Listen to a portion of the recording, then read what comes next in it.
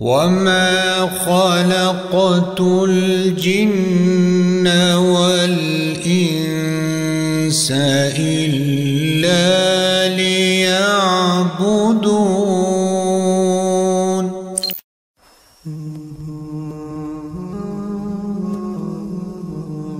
گفته‌های قرآنی مختصر اوید جایگاه خدا و بنده.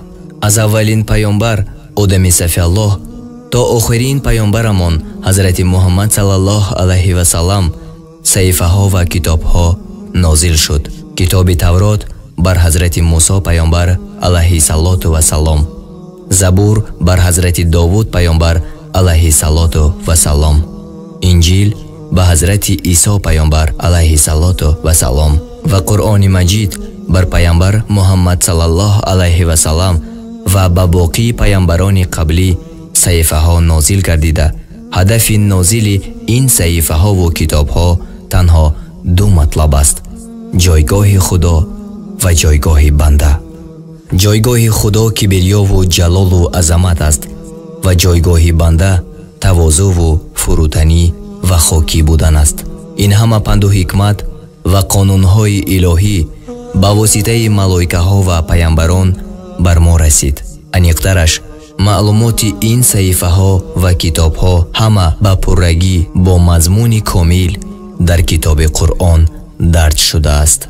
پیروی تنها از کتاب قرآن کریم کفایه و درست است، به خاطر آنه که باقی کتاب ها در زمان های مختلف با نیاز همان زمانه گفته های حق را تغییر نمودند. تنها کتاب قرآن تغییر نیافته است. کتاب قرآن مجید آخران کتاب، کاملترین کتاب و علم سالم بوده ما را مقام و حقوق انسانی، راه درست زندگی می آموزد. یعنی از ضرر پرهیز و از فایده استفاده کردن را می آموزد. پیروی این کتاب مسلمان است. نام مذهب مسلمانان اسلام است. اسلام این را می آموزد که الله یگانه است و فقط او شایسته و سزاواری بندگی است. حضرت محمد صلی الله علیه و سلم بنده خدا و فرستاده اوست. اسلام دینی برحق و راست است. اسلام تمام خوبی های دین و دنیا را به ما می آموزد. دین اسلام دین است که کامل و جهانی است، که خواسته ها و نیازهای جامعه بشری را در زمانهای مختلف پاسخگو بوده و در آینده نیز جوابگو خواهد بود. دین اسلام چون وظیفه نیست بلکه صفت است. برای امت اسلام صفتهای تعلیم می دهد که انسان را به قله‌های بلند برده عفت و پاکدامنی و نیک سرشتی هدایت می نماید. چند صفتهای مسلمانان از کتاب قرآن از دیدگاه اهل سنت و جماعت: موحد، یکتاپرست، تنها خدا را بپرستد و تنها از خدا کمک بخواهد. عابد، عبادت کننده. ذاکر، ذکر کننده. مبلغ، دعوت کننده کارهای پسندیده و بازدارنده از کارهای ناپسند. فدایی، خالصاً آماده بودن به دستور عمل خدا و رسولش. خیر، خیر کننده به خاطر رضاگی خدا. شاکر، شکر کننده به همه امکاناتی که خدا برایش مهیا کرده است. با ادب، صبور، یعنی صبر کننده و با تحمل بودن. با شرم و حیا بودن. عدل و شجاعت، با غیرت و همت. با آر و ناموس، دارای رشک دینی، مهربانی، رحم دلی، راست قولی، طالب علمی، امانت نگهدار، متفکر، محقق و غیره. هر نفری که دارای این صفت ها است خدا برای 3 مقام داده است: پیروی کتاب الله بالاتر از همه موجودات و خلیفه خدا. ایمان و عملهای صالحه. میپرسند ایمان چیست؟ پاسخ این است: ایمان از اقرار به زبان عبارت است، تصدیق به قلب و عمل با جوارح یعنی اعضای بدن است که با طاعت زیاد و با معصیت کم می شود و این تعریف ایمان در نزد اهل سنت است. ارکان ایمان این است که باوری داشتن به ذات یگانه خداوند متعال و تمام صفتهای وی است. همچنین به فرشتگان، به کتابهای آسمانی و به تمام پیامبران و پذیرفتن همه دستورهایی که پیامبر اسلام حضرت محمد صلی الله علیه و سلم از طرف خداوند برای انسانها آورده است و به قضا و قدر یعنی تقدیر که همه نیکی ها و بدی ها از جانب الله است و با زبان اقرار و اعتراف کردن. همین تصدیق قلبی، صمیمی و اعترافی زبانی و عمل با اعضای بدن بیانگر ماهیت و حقیقت ایمان است، ولی بعضاً اعتراف با زبان از روی ضرورت ساقط می شود، مانند شخصی که گنگ است و با زبان نمی تواند اقرار کند و یا کسی که جانش در خطر است. می پرسند عملهای صالح چی است؟ عملهای صالح یعنی کارهای نیک و خوب، عبادتها و کارهایی را که خداوند به پیامبرانش به انسانها مختند، به آنها عملهای صالح گفته می شوند. می پرسند عبادت چیست؟ عبادت یعنی بندگی کردن. معبود واقعی همه ما ذات یگانه خداوند متعال است که ما و همه جهانیان را آفریده است. پس همه ما بنده و فرمانبردار او هستیم. خداوند به ما فرمان عبادت و بندگی داده است. از همین خاطر عبادت و بندگی او بر عهده ما فرض می باشد.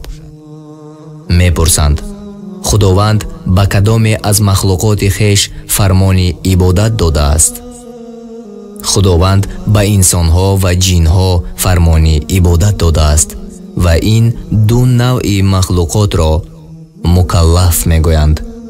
فرشتگان و دیگر جانداران جهان مکلف و عهدهدار به عبادت نیستند. می پرسند جنها چه کسانی هستند؟ جن از موجودات و مخلوقات خداوند است که از آتش آفریده شده است. جنها چندان لطیف و نازک هستند که برای ما قابل دیدن نیستند، ولی هنگامی که به شکل انسان و یا حیوان درآیند قابل دیدن می شوند. خداوند به آنها این قدرت و توانایی را داده است که به هر شکل مبدل می گردند. در جنها هم مرد و هم زن وجود دارد که مانند انسانها تولد و تناسل می کنند. می پرسند روش عبادت کردن چگونه است؟ عبادت دارای روش های گوناگون است که قسمتی از آن به شرح زیر آمده است: نماز خواندن، روزه گرفتن، حج رفتن، قربانی کردن، اعتکاف نشستن، زکات دادن، امر معروف کردن، نهی از منکر، بازداشتن از کارهای ناپسند، آداب و احترام پدر و مادر و استاد و از خود بزرگترها را به جا آوردن، بنیاد مسجدها، ساختن مدرسه ها، آموختن علم و دانش، به دیگران تعلیم دادن علم و دانش، همکاری و کمک به طالب علمان، با دشمنان خدا دشمنی کردن، برآوردن نیاز حاجتمندان، به گرسنگان طعام دادن، به تشنگان آب نوشانیدن. علاوه بر گفته های ذکر شده، انجام هر کاری که برای خدا و موافق فرموده های او باشد، همه اینها در عبادت داخلند و به این نوع کارها عمل صالح گفته می شود. دوستان عزیز، گفته های تعلیمی ما راجع به معصیت و گناهان، این لحظه ها معصیت و گناهان را بیان می نماییم. می پرسند معصیت چیست؟ معصیت یعنی نافرمانی کردن، دستور نپذیرفتن در هر کاری که از دستورهای خداوند سرپیچی و نافرمانی شود، آن را معصیت می گویند. مشغول گناه شدن خودکاری زشت و ناپسند است. گناه باعث خشم و ناراضگی خداوند متعال می شود ва шахси гунаҳкор гирифтори азоби худованд мегардад. бузургтарин гуноҳ аз миёни навъи гуноҳон куфру ширк аст. кофир ва мушрик ҳамеша дар дӯзах боқӣ хоҳанд монд. худованд дар қуръони маҷид фармудааст: ман ҳаргиз кофар ва мушрикро нахоҳам бахшид. баёни куфр ва ширк мепурсанд. куфр ва ширк ба кадом чиз гуфта мешавад? ба ҳар чизе ки имон овардан ба он фарз ва зарурӣ бошад. инкори он куфр аст. мисол, агар касе худовандро қабул надошта бошад ё сифатҳои ӯро инкор кунад ва ё мӯътақид ба теъдод яъне адади зиёди худоён бошад ё фариштагонро инкор кунад ё яке аз китобҳои осмониро ва ё паямбареро қабул накунад ё тақдир ва қиёматро бовар надошта бошад ё яке аз аҳкомҳои қатъӣ ва яқинеро инкор кунад ва ё сухан ва хабари ҳазрати паёмбар саллаллоҳу алайҳи васалламро инкор намуда дурӯғ пиндорад, дар тамоми мавриди ёдшуда кофир мешавад. ширк яъне ба зот ё сифати худованд касе ё чизеро шарик донистан аст. мепурсанд: шарик гирифтан ба зоти худованди мутаол яъне чӣ? ба зоти худованд шарик қоил шудан яъне ин ки ба вуҷуди беш аз як худо ва як маъбуд эътиқод доштанд, монанди масеҳиён ки ба сабаби қоил будан ба се худо мушрик ҳастанд. зардуштиҳо бо сабаби мӯътақид будан ба ду худо мушрик ва ҳиндуҳо ба воситаи мӯътақид будан ба худоёни бешумор мушрик дониста мешаванд. мепурсанд: шарику ҳамто донистан дар сифоти худованд чӣ гуна аст? сифате ки бар худованд собит аст, собит кардани он барои дигарон ширк аст. чун дар ҳеҷ махлуқе, чӣ пайғамбар бошад ва ё фаришта, валӣ, шаҳид, имом ва ғайра, сифате ҳамонанди сифати худованд вуҷуд надорад. мепурсанд: ширк дар сифот дорои чанд қисм аст? навъҳои бисёр дорад. масалан, ширк дар қудрат, яъне сифати қудратро ки барои худованд собит аст, барои дигарон собит кардан, монанди мӯътақид будан, бовар доштан ки дар қудрат ва тавоноӣ фалон паёмбар, валӣ, шаҳид, имом ва ғайра фуруд овардани борон ё шифо додан ё фарзанд додан ё мирондан ҳаст ё метавонад навъи нафъ ва зарар ба махлуқот бирасонад. ҳамаи онҳо ширканд. ширк дар илм, яъне сифати илмро ки барои худованд собит аст, барои дигарон собит кардан ва чунин пиндоштан ки фалон паёмбар ё имом ё шахси дигаре ҳамонанди худованд олимул ғайб аст ё илм ба тамоми масоили ҷузъӣ дорад ё аз тамоми аҳволи мо огоҳ аст ё аз оянда хабар дорад. ин ақидаҳо ҳама ширк аст. ширк дар шунидан ва дидан, яъне ду сифат ки махсуси худованд барои касе собит кардан ва чунин мӯътақид будан ки фалон инсон дар ҳар мақоме ки бошад тамоми ҳарфҳо ва суҳбатҳои моро чӣ аз дур ва чӣ аз наздик мешунавад ва корҳои моро аз ҳар куҷо ки бошад мушоҳида мекунад ва зери назар дорад. ҳамаи инҳо ширк ҳастанд. ширк дар ҳукм, яъне ҳамонанди худованд каси дигарро ҳоким донистан ва дастурҳои ӯро монанди аҳкоми худованд донистан ва пазируфтан. масалан, касе дастур дод ки ин корро пеш аз намози аср бояд анҷом диҳӣ. ин дастури вайро чунон муҳим ва қобили таваҷҷӯҳ донистан ки ба хотири иҷрои он намози аср ки яке аз аҳкомҳо ва фароизи худованд аст қазо шавад ва ё дар вақти макрӯҳ хонда шавад ва ҳеҷ боке ва ҳаросе аз ин масъала ҳам надошта бошад, ин амал як навъи ширк аст. ширк дар ибодат, яъне каси дигареро ҳамонанди худованд шоистаи ибодат донистан, масалан саҷда ё рукӯъ кардан барои як инсон ё тавоф ва саҷдаи қабрӣ یک انسان گرچه پیامبر یا امام باشد، یا روزه گرفتن به نام پیامبر، امام، ولی و غیره، یا ذبح گوسفند به نام و به خاطر آنها. تمام این نوع عملها شرک، یعنی شرک در عبادت می باشد. غیر از این در عملهای زیر احتمال شرک موجود است. متوجه باشد. تحقیق و پرسیدن مسائل غیبی از کاهنان، مراجعت به فالبینان و فال گرفتن از آنها، بردن نظرها به نزد قبرها، به نام غیر خدا قسم خوردن، بدون ضرورت شرعی عکس گرفتن و یا تعظیم در برابر مجسمه ها و بزرگ دانستن آنها، مشکل کشا دانستن کسی غیر از خدا مانند مولانا و دیگر شیخها، برگزار کردن مجلس و جشن بر سر قبرها و تقسیم شیرینی و غیره در این گونه موضعها. صحبت تعلیمی ما در مورد دین مبین اسلام دوام دارد. این لحظه ها بیان بدعت ها را شنوید. میپرسند پس از کفر و شرک بزرگترین گناه چیست؟ پس از کفر و شرک گناه بزرگترین بدعت است.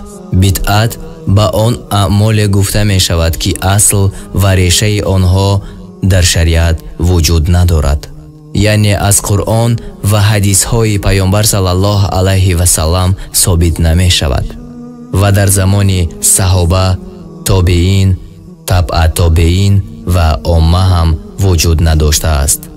چون این کاری را جزو دین قرار دادن و آن را انجام دادن بدعت است.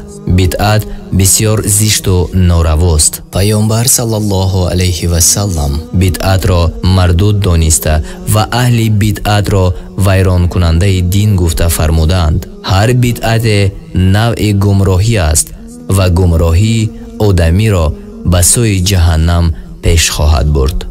در طول تاریخ انسانها بدعتها و نوآوری‌های زیاد ایجاد کردند که نمونهش چنین است: ساختن قبرها با آهن و خشت و سنگ و غیره، ساختن گنبد بر سر قبرها، برگزاری مجلس‌های جشن و سرود در سالگرد تولد بزرگان، روشن کردن قبرها با چراغ‌ها، پوشانیدن قبرها با چادر، تهیه و آماده کردن طعام و غذا در خانه اهل میت پس از مرگ و جمع‌شوی مردم در آنجا و خوردن آن غذاها، برگزاری مجلس‌های جشن و سرور و انجام حروفات در جشن‌های عروسی. از این گفته ها خلاصه می شود که بدعت به شرک می برد و شرک به کفر و کفر به جهنم. دوام صحبت ما بیان سایر گناهان. میپرسند علاوه بر کفر و شرک و بدعت باز چی کارهای گناه هستند؟ گناههای بسیاری هستند، مانند دروغ گفتند، نماز نخواندن، روزه نگرفتن، زکات ندادن، با وجود مال و توانایی بر حج نکردن، شراب خوردن، دزدی، زنا، غیبت، شهادت دروغ دادن و اذیت کردن کسی به ناحق، سخنچینی، مکاری و حیله‌گری، سرپیچی کردن از دستورات دین، والدین و استاد، نگاه داشتن رسم جانداران در خانه و مغازه ها، خیانت در امانت، حقیر شماریدن و حقیر دانستن مردم، قماربازی، دشنام دادن، ریبا و سود خوردن و دادن، تراشیدن ریش، پایین بودن شلوار از قوزق یعنی بوجیلک پایها، اسراف و خرج بیهوده کردن. علاوه بر امور مذکور گناهان دیگری هم وجود دارد که در کتاب‌های بزرگتر به تفصیل ذکر شده‌اند. میپرسند آیا آدمی گناهگار مسلمان است؟ اگر گناه در حد کفر و شرک باشد مسلمان نیست و کسی که مرتکب بدعت بشود مسلمان است، ولی اسلام و ایمان وی بسیار ناقص و ضعیف است. چون این شخصی را مبتدع و بدعتی می نامند و کسی که علاوه بر کفر و شرک و بدعت مرتکب گناه کبیره بشود، مسلمان ناقص است که فاسق میگویند. میپرسند اگر از کسی گناه صادر شود، راه دوری از عذاب خداوند در چیست؟ خداوند گناه را به توبه می‌آمرزد. توبه عبارت از این است که انسان بر گناه خیش شرمنده و پشیمان شود و در نزد خداوند زاری و گریه کند و عفو و آمرزش خیش را طلب کند و در دل خیش عهد کرده و معتقد شود که دیگر هیچ وقت گناه انجام نمیدهم. میپرسند آیا از توبه تمام گناه ها بخشیده می شوند؟ گناهانی که حقوق بندگان به آنها وابسته نیست و فقط نافرمانی از دستورهای خداوند شده است، بر اثر توبه بخشیده می شود.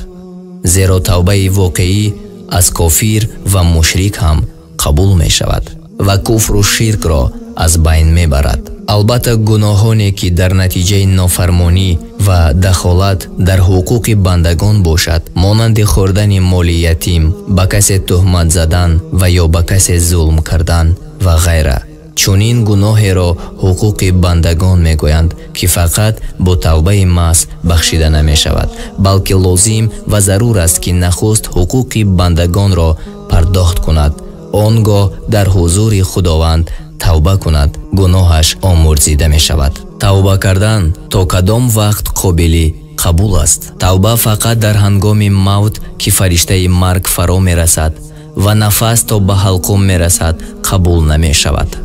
بیش از آن در هر موقع قبول می گردد. می پرسند آدمی گناهگار اگر بدون توبه بمیرد به بهشت می رود یا خیر؟ آره، بجز کافر و مشرک تمام گناهگاران پس از آن که به جزای گناهانشان برسند به بهشت برده می شوند و این هم ممکن است که خداوند به استثنای کفر و شرک بقیه گناهان را بدون جزا و عذاب بر اثر شفاعت یا بدون شفاعت هم به بهشت ببرد و گناهانشان را مورد عفو و بخشش قرار دهد. می پرسند به شخص مرده دوستان، خویشاوندان و عزیزان وی در دنیا می توانند نفع برسانند؟ آره، نتیجه عبادت بدنی و مالی به مرده می رسد. یعنی نفرانی که در دنیا هستند اگر کاری نیک انجام دهند، مثلا در راه خدا صدقه دهند، گرسنه را طعام بدهند و بر میت ارسال ثواب کنند، ثواب آنها به میت خواهد رسید. البته برای چنین ارسال ثواب معین، وقت معین، فرد معین تعیین نشده است و خود انسان هم نباید تعیین کند، بلکه هر چی صدقه کند در هر وقتی که عبادت انجام دهد و در هر مقداری هم که باشد صحیح است و ثوابش به مرده می رسد. پیروی از رسم و رسوم و بدعت یا به خاطر نامآوری چیز دادن یا مراسم دعوت و طعام برپا کردن گذشته از این که اصلا ثواب ندارد، برعکس سبب ناخوشنودی خداوند متعال خواهد شد. دین اسلام و آموزش قرآن راه درست زندگی انسان است. طرز سالمی و پاک دامنی همگان، آرامی و آسایشتگی و بردباری ها نصیبتان باشد. از علم کامل و معنای غنی برخوردار باشد. تا واخوری دیگر.